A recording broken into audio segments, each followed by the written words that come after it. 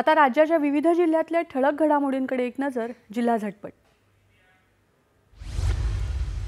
10 कोटी वृक्ष लागवड अभियान अंतर्गत कोल्हापूर जिल्ह्यात आतापर्यंत 12,60,000 वृक्ष लागवड झाल्याची जिल्हाधिकारी अमोल येडगे यांनी दिली माहिती.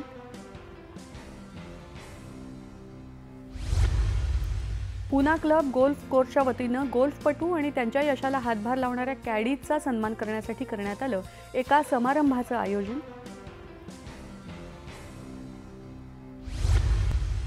यवतमाळमध्ये आओ गाव चलो चले या अभियानांतर्गत इंडियन मेडिकल असोसिएशन आणि मावळणी ग्रामपंचायत यांच्या संयुक्त विद्यमानं मावळणी इथे मोफत आरोग्य तपासणी शिबिर संपन्न.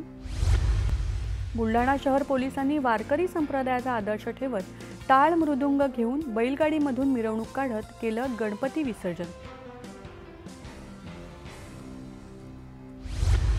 रायगड जिल्ह्यातल्या महाड इथल्या औद्योगिक वसाहत अतिरिक्त क्षेत्रात प्रसोल कंपनीमध्ये लागलेल्या आगीवर अग्निशमन दलाच्या जवानांनी तातडीनं नियंत्रण मिळवल्यामुळे टळली मोठी दुर्घटना.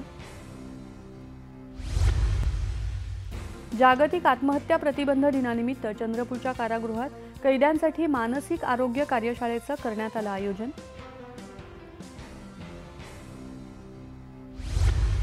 आणि सांगली जिल्ह्यात तासगाव भिलवडी मार्गावर 4 चाकी आणि दुचाकी गाडीच्या झालेल्या अपघातात 3 जणांचा मृत्यू.